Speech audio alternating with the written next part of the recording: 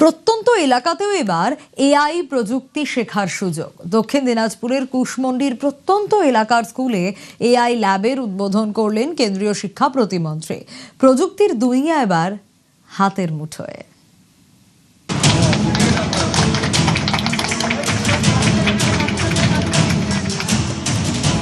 শিক্ষা স্তরকে সকল দিকে পরিপূর্ণ করে তুলতে হবে।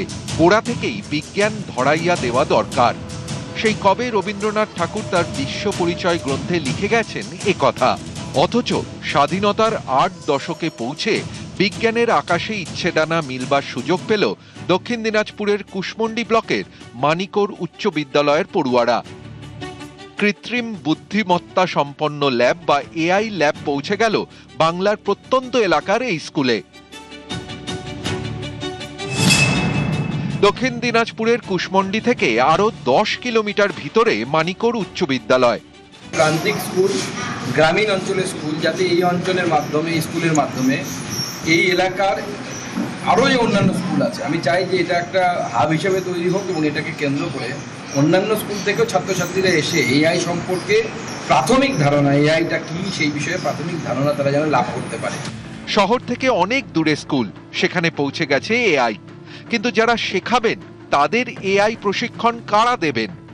এখানে যারা ফিজিক্সের মাস্টারমশাই আছেন বা কম্পিউটার শেখানোর জন্য যদি কোনো মাস্টারমশাই থাকে বা দিদিমণি থাকে, তাহলে তাদেরকে ট্রেনিংয়ের মাধ্যমে আমরা এখানে তাকে এই এআই ল্যাবের ক্ষেত্রে ব্যবহার করা যেতে পারে। কারণ গঙ্গারামপুরে আমরা এরকম একটা এআই ল্যাব করছি, বালুরঘাটে এরকম এআই ল্যাব হয়েছে। তো সেখানে গিয়ে একবার যদি হাতে কলমে তারা প্রশিক্ষণ নিয়ে আসে 7-8 দিনের জন্য, তাহলে পরে আমার মনে হয় সেটা যথেষ্ট হবে।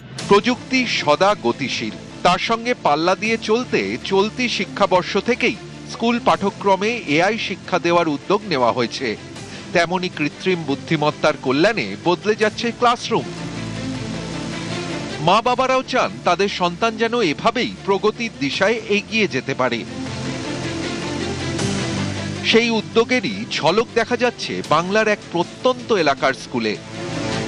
অনেকেই বলছেন জগদীশচন্দ্র বসু, মেঘনাদ সাহা, সত্যেন্দ্রনাথ বসু, প্রফুল্লচন্দ্র রায়ের বাংলায় গত 5 দশক ধরে যেন দরজা জানলাটাই বন্ধ করে রাখা হয়েছিল।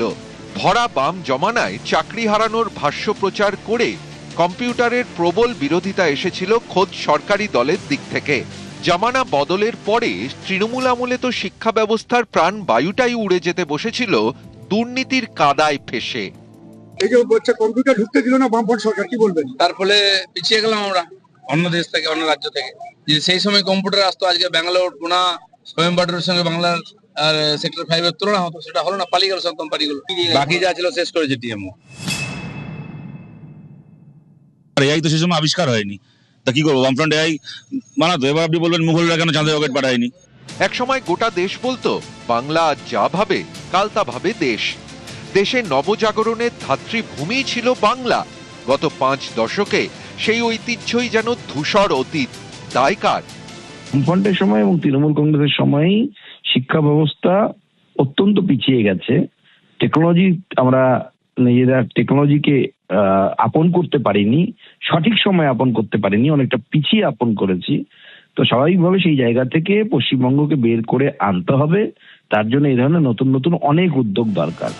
কম্পিউটারকে যেমন রোখা যায়নি, আটকানো যায়নি মোবাইল ফোন, ইন্টারনেটকে, তেমনি এআই এর সামনেও আর কোনো বাধা নেই। বাধা নেই প্রত্যন্ত এলাকার ছেলে মেয়েদের ইচ্ছে ডানা মেলে ধরার পথেও।